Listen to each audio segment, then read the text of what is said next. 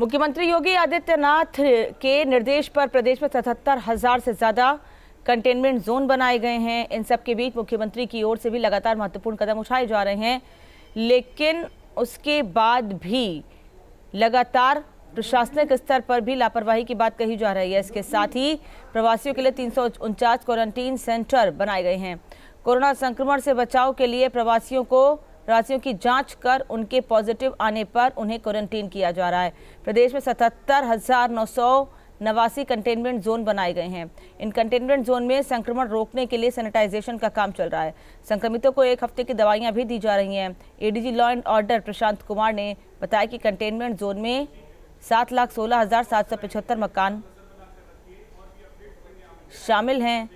लगभग 36 लाख जनसंख्या इस कंटेनमेंट जोन में है। इनमें बैरिकेडिंग की संख्या 95,448 है। सरकार की तरफ से 44,788 मोबाइल लाउड स्पीकर्स के माध्यम से लोगों को जागरूक भी किया जा रहा है। इन क्वारंटीन सेंटर में दवाइयों से लेकर खाने पीने की सुविधा भी सरकार उपलब्ध करा रही है। जो इस कंटेनमेंट जोन में पुलिस बल लगा है वो 25,776 संख्या बल लगा है। इसके अतिरिक्त शासन के द्वारा अपेक्षा की गई है कि कुछ जो हमारे एनसीसी के हैं, एनएसएस के हैं इत्यादि लोगों को भी इस ड्यूटी में उत्प्रेरित किया जाए ताकि वो आके स्वेच्छा से अपनी ड्यूटी दें। योगी आदित्यनाथ ने कोविड से प्रभावित जनपद लखनऊ, प्रयागराज, वाराणसी और कानपुर नगर की स्थिति की समीक्षा की। कोविड मरीजों के लिए जनपद लखनऊ में 5,500 से ज्यादा बेड कोविड उपलब्ध हैं। अकेले केजीएमयू में आज 380 बेड की बढ़ोतरी हुई है। बलरामपुर हॉस्पिटल को 700 बेड वाले कोविड डेडिकेटेड हॉस्पिटल के रूप में तैयार करने का आदेश भी मुख्यमंत्री ने दिया है। बीते 24 घंटों में प्रदेश के सभी जनपदों में ऑक्सीजन आपूर्ति की व्यवस्था बेहतर हुई है। लखनऊ, कानपुर, प्रयागराज और वाराणसी जिलों की अतिरिक्त ऑक्सीजन की जरूरत पर लगातार नजर रखी जा रही है। मांग और आपूर्ति के बीच संतुलन बनाते हुए हर अस्पताल को ऑक्सीजन उपलब्ध कराया जा रहा है।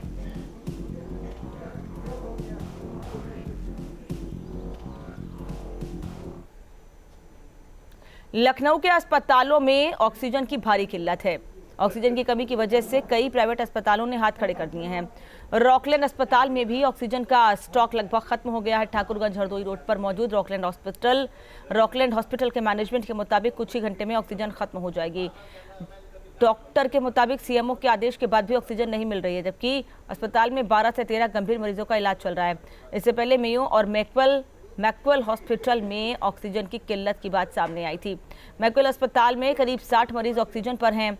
अस्पताल प्रशासन ने नोटिस चस्पा कर दिया है कि तीमारदार अपने मरीज को हायर सेंटर ले जाएं। घंटों पहले सूचना देने के बाद भी अब तक अस्पताल में ऑक्सीजन नहीं पहुंची। अभी स्थिति बहुत नाजुक है। सारे मरीजों को ऑक्सीजन की जरूरत है। बहुत ही हाई रिस्क के पेशेंट हैं जो L2, L3 लेवल के हैं, जिनको BiPAP वेंटिलेटर की आवश्यकता है। इस पर ऑक्सीजन की जरूरत ज्यादा होती है। इस वजह से ऑक्सीजन की कमी हर जगह हो रही है और लिक्विड ऑक्सीजन की सप्लाई ना होने की वजह से नॉर्मल ऑक्सीजन सिलेंडर्स की कमी है। आप क्यों जरूरत पड़ी आपको चिट्ठी लिखने की? हम अपने लेवल पे बाकी वेंडर जो हमको डेली सिलेंडर प्रोवाइड करते थे, उनके द्वारा सिलेंडर ना देने पे हम इस चीज को करने पे मजबूर हुए।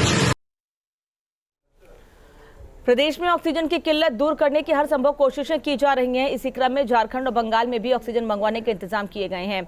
इसके लिए बाकायदा ऑक्सीजन के टैंकरों को ट्रेन के माध्यम से झारखंड के बोकारो भेजा गया।